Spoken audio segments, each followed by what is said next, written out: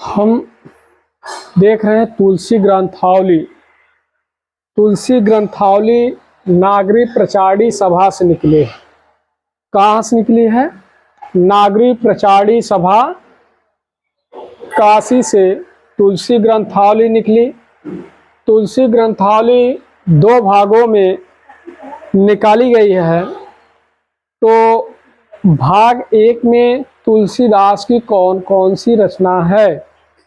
तो भाग एक में रामचरितमानस है, वैराग्य संदीपनी, बर्वर रामायण, पार्वती मंगल, जानकी मंगल है।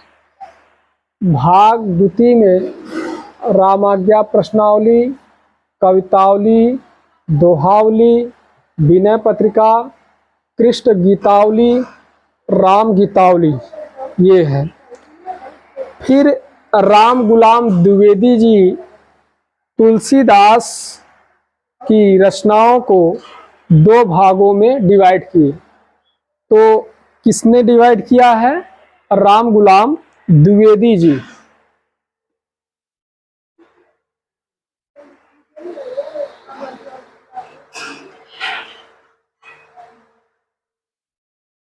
राम गुलाम द्विवेदी तुलसीदास की रचनाओं को दो भागों में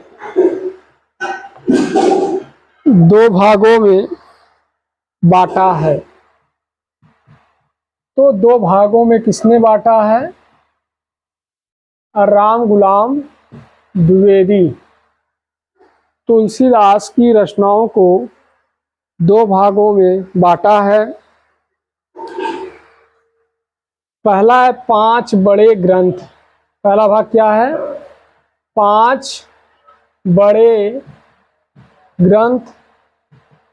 तो 5 बड़े ग्रंथ में कौन कौन से हैं? गीतावली या राम गीतावली पहला है। इसमें गीतावली, इसी को कहते हैं राम गीतावली। ये कब है? ये 1571 में है। किस भाषा में है? ब्रज भाषा में है।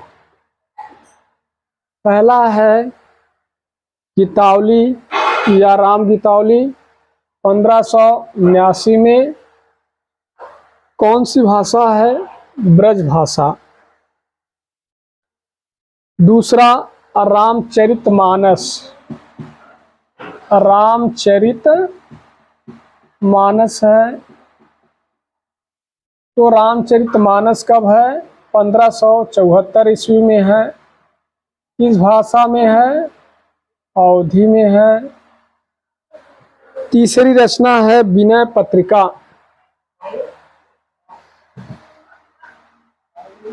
तीसरी रचना है विनय पत्रिका। विनय पत्रिका कब है? 1582 ईस्वी में। और किस भाषा में है? ब्रज भाषा में है।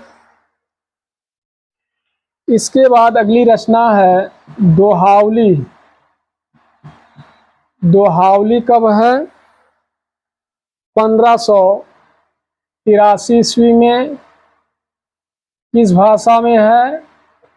ब्रज भाषा में है। किस भाषा में है? ब्रज भाषा में है। अगली रचना है कवितावली। अगली रचना कौन सी है? कवितावली कब है? 1612 में। किस भाषा में है? ब्रज भाषा में है। तो 5 बड़े ग्रंथ कौन कौन से हैं? राम गीतावली 1571 ईस्वी में है। राम गीतावली कब है? 1571 ईस्वी। ब्रज भाषा में है। रामचरितमानस कब है? 1574 ईस्वी। किस भाषा में है? अवधी में है। विनय 1582 ईस्वी। ब्रज भाषा में है। दोहावली 1583 ईस्वी किस भाषा में है? ब्रज भाषा में है। कवितावली 1612 ईस्वी ब्रज भाषा में है। अब 7 छोटे ग्रंथ कौन से हैं? देख लेते हैं 7 छोटे ग्रंथ कौन से हैं। 7 छोटे ग्रंथ, 7 छोटे ग्रंथ कौन से हैं? तो पहला आता है कृष्ण गीतावली। पहला क्या है? कृष्ण गीतावली। कृष्ण गीतावली कब है? 1571 ईस्वी। किस भाषा में है? ब्रज भाषा में है। किस भाषा में? ब्रज भाषा में। कौन सी रचना है? कृष्ण गीतावली। अगली रचना है रामलला नहछू। तो रामलला नहछू कब है? रामलला नहछू 1582 ईस्वी। किस भाषा में है? ब्रज भाषा में है। किस भाषा में है? ब्रज भाषा में है। पार्वती मंगल नहीं, रामलला नहछू ब्रज भाषा में नहीं है। और रामलला नहछू अवधी में है। रामलला नहछू अवधी में है। पार्वती मंगल 1582 ईस्वी में है।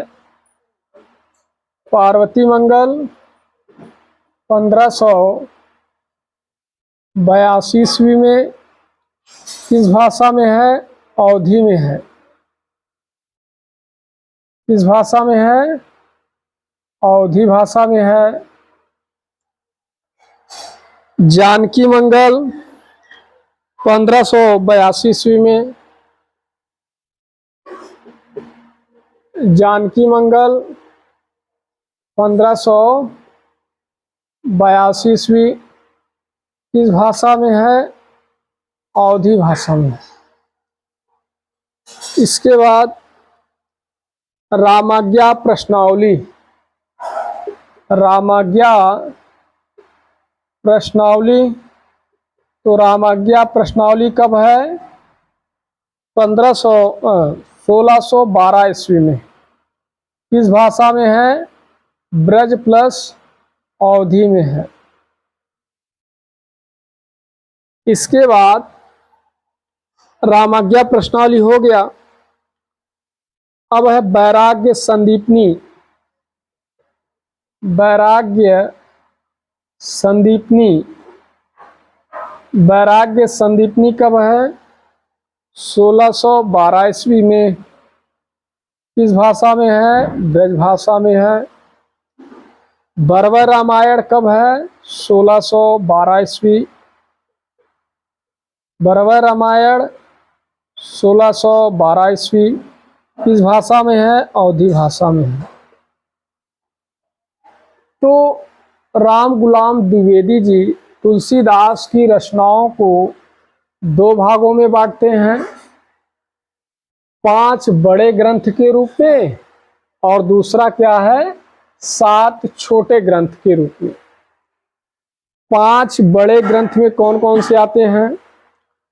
गीतावली या राम गीतावली, रामचरितमानस, विनय पत्रिका, दोहावली और कवितावली। तो गीतावली या राम गीतावली कब है? 1571 ईस्वी ब्रज भाषा में। दूसरा है रामचरितमानस 1574 ईस्वी किस भाषा में? वो है अवधी भाषा में। तीसरा है विनय पत्रिका 1582 ईस्वी किस भाषा में है? ब्रज भाषा में है। कृष्ण गीतावली कब है? नहीं, कृष्ण गीतावली नहीं, दोहावली किस भाषा में? ब्रज भाषा में। कब? 1583 ईस्वी। कवितावली 1612 ईस्वी किस भाषा में? ब्रज भाषा में है। 7 छोटे ग्रंथ कौन से हैं? पहला है कृष्ण गीतावली 1571 ईस्वी किस भाषा में है? ब्रज भाषा में। रामलला नहछू 1582 अवधी भाषा में है। पार्वती मंगल 1582 अवधी भाषा में है। जानकी मंगल 1582 ईस्वी किस भाषा में है? अवधी भाषा में है। रामाज्ञा प्रश्नावली 1612 ईस्वी ब्रज प्लस अवधी दोनों में है। वैराग्य संदीपनी 1612 ईस्वी ब्रज भाषा में है। बर्बर रामायण 1612 ईस्वी अवधी भाषा में है। तो यहाँ हम देख रहे हैं कि 1582 में कितनी रचनाएं ली गई हैं। तो 1582 में 4 रचनाएं लिखी गई हैं। 1582 में 4 रचनाएं लिखी गई हैं। पार्वती मंगल, जानकी मंगल, रामलला नहछू। तो 1682 में विनय पत्रिका है। तो पार्वती मंगल है, जानकी मंगल, रामलला नहछू और विनय पत्रिका। विनय पत्रिका, रामलला नहछू, पार्वती मंगल, जानकी मंगल कब लिखी गई हैं? 1582 ईस्वी में। 1612 ईस्वी में 3 रचनाएं लिखी गई हैं। 1612 ईस्वी में कितनी रचनाएं लिखी गई हैं? 3 रचनाएं लिखी गई हैं। पहला है रामाज्ञा प्रश्नावली और वैराग्य संदीपनी और बर्बर रामायण। तो 3 रचनाएं 1612 मिलती है। रामाज्ञा प्रश्नावली, वैराग्य संदीपनी, बर्बर रामायण। 1612 में 3 रचनाएं मिलती हैं। 1582 में 4 रचनाएं मिलती हैं। कौन कौन सी?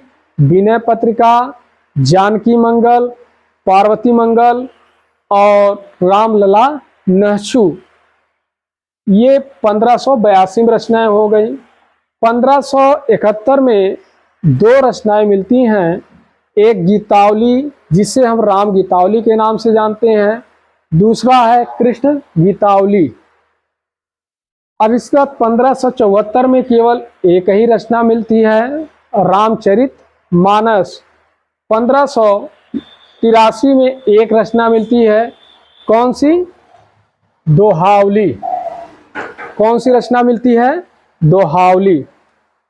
तो 1582 में कितनी रचनाएं लिखी गई हैं? 4 रचनाएं लिखी गई हैं।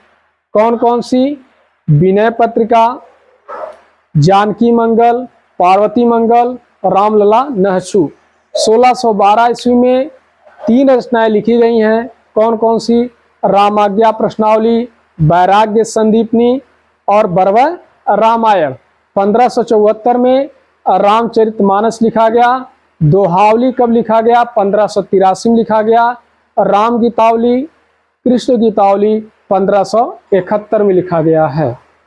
इसके बाद अवधी भाषा में इनकी कौन कौन सी रचना है? तो अवधी भाषा में रामलला नहछू मिलता है, पार्वती मंगल मिलता है, जानकी मंगल मिलता है, बर्बर रामायण मिलता है और रामचरित मानस मिलता है। तो ये किसमें है? अवधी भाषा में है। ब्रज भाषा में देखें तो इनका गीतावली मिलता है, विनय पत्रिका, दोहावली, कवितावली और रामाज्ञा प्रश्नावली भी है। वैराग्य संदीपनी। रामाज्ञा प्रश्नावली जो है वो ब्रज प्लस अवधी दोनों भाषाओं में लिखा गया है। इसके बाद आगे देख लेते हैं तुलसीदास की रचनाओं का वर्ण परिचय।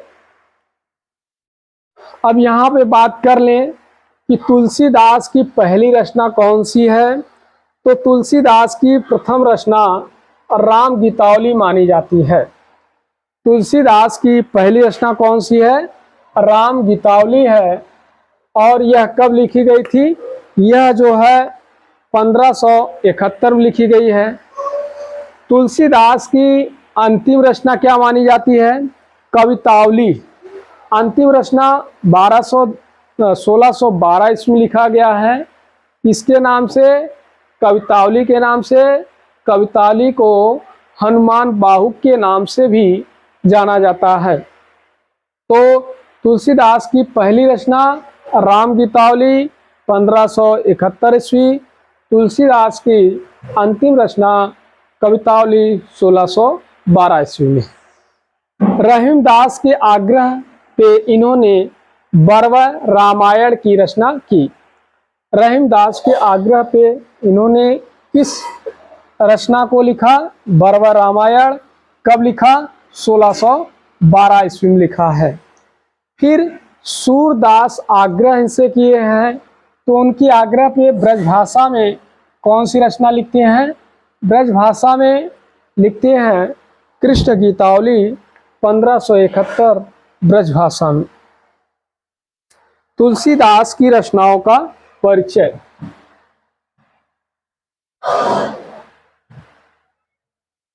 तुलसीदास की रचनाओं का परिचय। सबसे पहले विनय पत्रिका के बारे में देखेंगे। तो तुलसीदास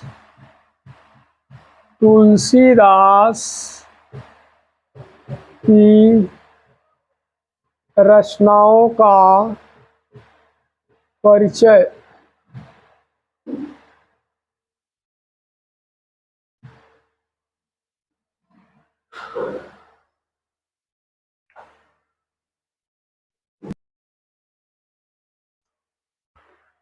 तुलसीदास की रचनाओं का परिचय। पहला है विनय पत्रिका। पहली रचना है विनय पत्रिका। विनय पत्रिका को राम विनयावली के नाम से जाना जाता है। राम विनयावली। विनय पत्रिका को किस नाम से जाना जाता है? राम विनयावली। तो विनय पत्रिका कब लिखी? तो इसका रचना काल है, इसका रचना काल क्या है? 1582 ईस्वी। किस भाषा में है? तो भाषा इसकी है ब्रज भाषा। कौन सी भाषा है? ब्रज भाषा है। इसका काव्य रूप कैसा है? यह किस काव्य रूप में लिखा गया है? यह जो है मुक्तक काव्य के रूप में लिखा गया है। मुक्तक काव्य के रूप में। इसमें छंद कितने हैं? 279 छंद हैं। कितने छंद हैं? 279 छंद हैं। शैली कैसी है इसकी? शैली इसकी है गीति शैली। तो विनय पत्रिका को राम विनयावली के नाम से जानते हैं। रचना काल है 1582 ईस्वी। ब्रज भाषा में यह लिखी गई है। काव्य रूप है मुक्तक। और छंद इसका, छंद कितने हैं? 279। शैली कौन सी है? गीति शैली है। इस रचना में तुलसीदास के निजी जीवन के बारे में जानकारी मिलती है। तुलसीदास के निजी जीवन के बारे में जानकारी मिलती है। के बारे में जानकारी मिलती है। इसमें 21 तरह के रागों का प्रयोग किया गया है। 21 तरह के रागों का प्रयोग किया गया है। इसके बाद दूसरी रचना देखते हैं, वो है गीतावली, जिसे राम गीतावली के नाम से जाना जाता है। दूसरा है राम गीतावली।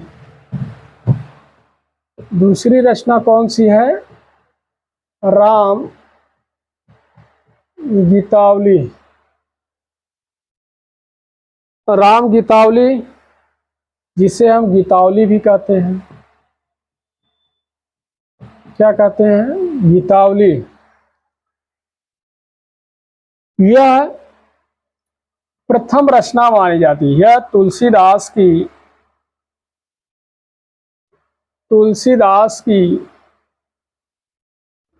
प्रथम रचना है।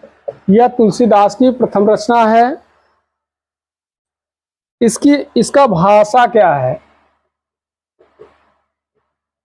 इसकी भाषा है ब्रज, और इसमें छंद कितने हैं? 328 छंद हैं। इसका काव्य रूप क्या है? काव्य रूप है मुक्तक काव्य। इसमें भी 21 तरह के रागों का प्रयोग किया गया है।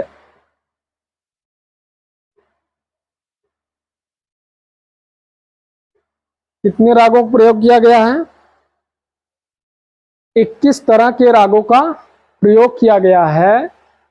इसकी शैली क्या है? शैली है गीत शैली। शैली क्या है? गीत शैली है। प्रधान रस क्या है? प्रधान रस है श्रृंगार। क्या है? श्रृंगार है। इस रचना का आरंभ कैसे हुआ है? राम के जन्मोत्सव से हुआ है। इस रचना का आरंभ राम के जन्मोत्सव से हुआ है।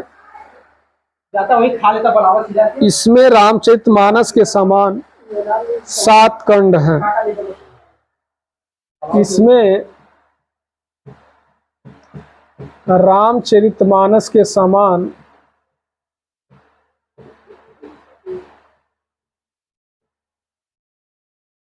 रामचरितमानस के समान 7 कांड हैं।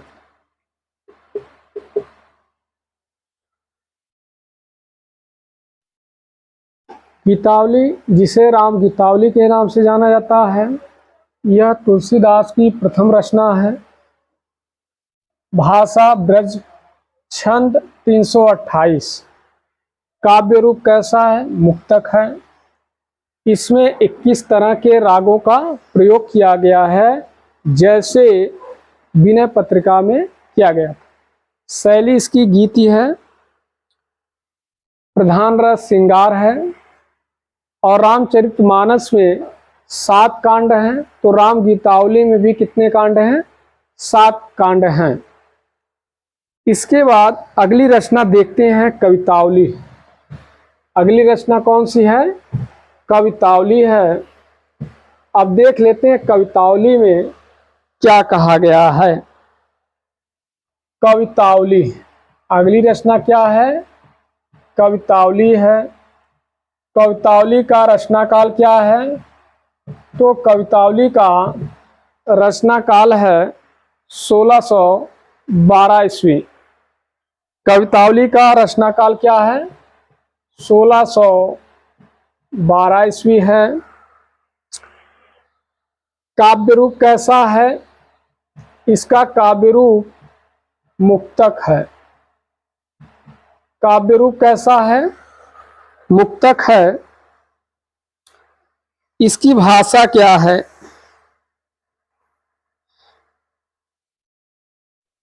इसकी भाषा ब्रज है। भाषा क्या है? ब्रज है। कौन सी रचना देख रहे हैं? कवितावली। कवितावली का रचना काल क्या है? 1612 ईस्वी। काव्य रूप क्या है? मुक्तक है। भाषा क्या है? ब्रज भाषा है। छंद इसमें कितने हैं? तो छंद इसमें 325 हैं। छंद कितने हैं? 325 छंद हैं। जैसे 7 कांड कवितावली और राम गीतावली में थे, वैसे ही कवितावली में कितने कांड हैं? 7 कांड हैं। इसमें जो है कितने कांड मिलते हैं? 7 कांड मिलते हैं। बाल कांड में बाल कांड, अयोध्या कांड, अरण्य कांड, किष्किंधा कांड, सुंदर कांड, लंका कांड, उत्तर कांड, तो 7 कांड मिलते हैं कवितावली में। रचना स्थल क्या है? अगर हम रचना स्थल की बात कर लें तो रचना स्थल क्या है? वो है सीतावट। कौन सा है रचना स्थल? सीतावट है। मुख्य रस क्या है? इसके रस की बात कर लें तो पहला है वीर रस, भयानक रस, भयानक रस है, भक्ति रस है, भक्ति रस है, रौद्र रस है। कवितावली के बारे में प्रायः यह कहा जाता है कि यह तुलसीदास की अंतिम रचना है। इसमें जो है ये भी मत प्रचलित है कि कवितावली जो है वो हनुमान बाहुक की रचना मानी जाती है। यानी कवितावली हनुमान बाहुक का एक भाग है। इसमें कलिकाल, महामारी एवं तुलसी के निजी जीवन के बारे में चर्चा की गई है। इसमें तुलसी ने कवितावली में लंका दहन जैसे दृश्य का चित्रण किया है। इसके बाद अगली जो रचना है वो है रामलला नहछु। रामलला नहछु। तो रामलला नहछु कब है? इसका रचना काल क्या है? तो रचना काल है 1582 ईस्वी। रचना काल क्या है? 1582 ईस्वी। काव्य रूप कैसा है? तो काव्य रूप है मुक्तक। और भाषा क्या है? भाषा है अवधी। भाषा क्या है? अवधी है। इसके बाद इसमें कितने छंद हैं? छंदों की बात कर लें तो 20 छंद मिलते हैं। कितने छंद हैं? 20 छंद हैं। सभी सोहर छंद हैं। कैसे हैं? सोहर छंद में लिखे गए हैं। सोहर जो है एक मात्रिक छंद होता है। सोहर कैसा छंद है? मात्रिक छंद होता है। इसकी एक सोहर छंद मात्रिक छंद है। इसकी एक पंक्तियों में 22 मात्राएं मिलती हैं। 10 व 12 पर क्या होती है? यति होती है। 12 व 10 पर क्या होती है? यति होती है। तो सोहर कैसा छंद है? मात्रिक छंद है। 12 व 10 मात्राओं पर यति मिलती है। इसके बाद अब रामलला नहछु में है क्या? तो रामलला नहछु में यह है कि विवाह के अवसर पे जो गीत गाए जाते हैं उसका उल्लेख किया गया है। ऐसा माना जाता है कि तुलसीदास ने रामलला नहछु की रचना इसलिए की कि भोजपुरी की अश्लीलता दूर हो जाए। यानी भोजपुरी की अश्लीलता को दूर करने के लिए तुलसीदास ने रामलला नहछु की रचना की। कब की?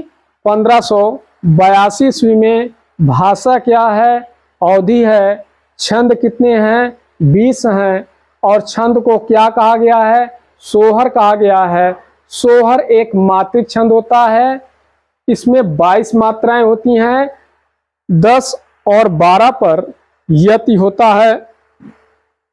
भोजपुरी की अश्लीलता को दूर करने के लिए तुलसीदास ने रामलला नहछु की रचना की। इसके बाद इसका रचना स्थल की बात करें कि इसका रचना स्थल क्या है? रचना स्थल क्या है? मिथिला है। रचना स्थल क्या है? मिथिला है। क्या है? मिथिला है। इसके बाद अगली जो रचना मिलती है वो मिलती है कौन सी? वैराग्य संदीपनी। कौन सी रचना है? वैराग्य संदीपनी। अगली रचना है वैराग्य संदीपनी। वैराग्य संदीपनी है। अब वैराग्य संदीपनी कब लिखी गई है? तो वैराग्य संदीपनी लिखी गई है 1500। वैराग्य संदीपनी, इसका रचनाकाल क्या है? वैराग्य संदीपनी का रचनाकाल क्या है? 1612 ईस्वी में लिखे हैं। भाषा क्या है? भाषा, अगर हम भाषा की बात कर लें कि भाषा क्या है, तो इसकी भाषा है ब्रज। क्या है? ब्रज भाषा में लिखा गया है। इसमें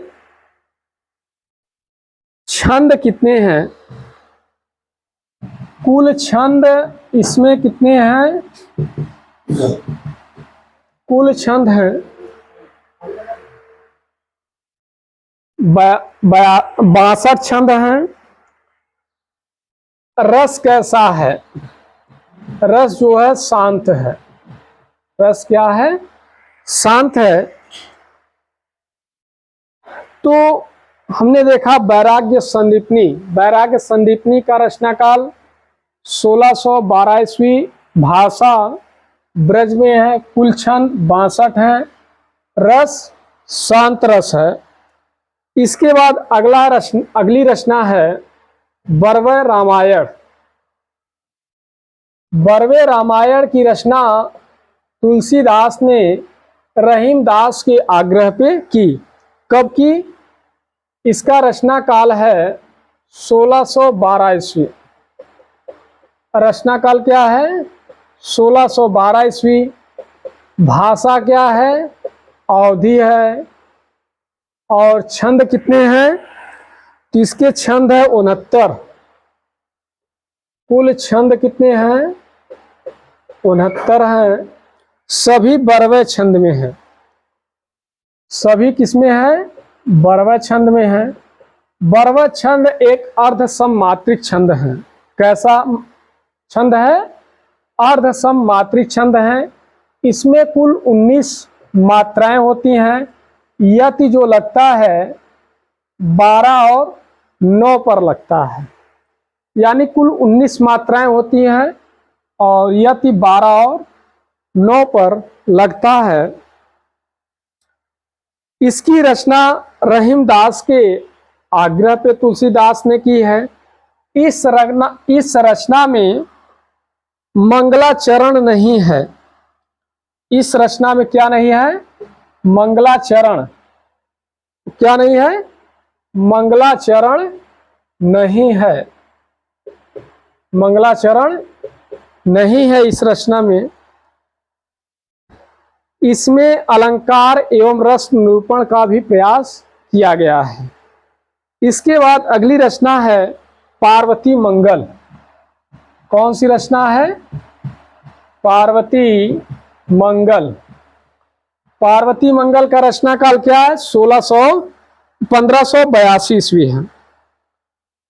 इसका पार्वती मंगल का रचना काल है 1582 ईस्वी है। काव्य रूप कैसा है? काव्य रूप है मुक्तक।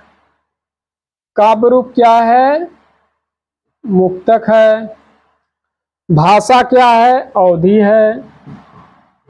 भाषा अवधि। कुल छंद कितने हैं? अगर हम कुल छंद की बात कर लें तो इसमें 164 छंद मिलते हैं। पार्वती मंगल में 164 छंद मिलते हैं। 148 अरुण या मंगल छंद है। 16 हरिगीत का छंद है। तो अरुण मंगल अर्ध सममात्रिक छंद हैं। इसमें कैसे कैसे छंद हैं? एक तो अरुण छंद है, दूसरा मंगल छंद है। यह कैसे माने जाते हैं? अर्धसम मात्रिक छंद माने जाते हैं। अर्धसम मात्रिक छंद माने जाते हैं। विषम चरणों में 11-11 मात्राएं होती हैं। विषम चरणों में कितनी मात्राएं होती हैं? 11 मात्राएं होती हैं। सम चरणों में कितनी मात्राएं होती हैं? 9 मात्राएं होती हैं।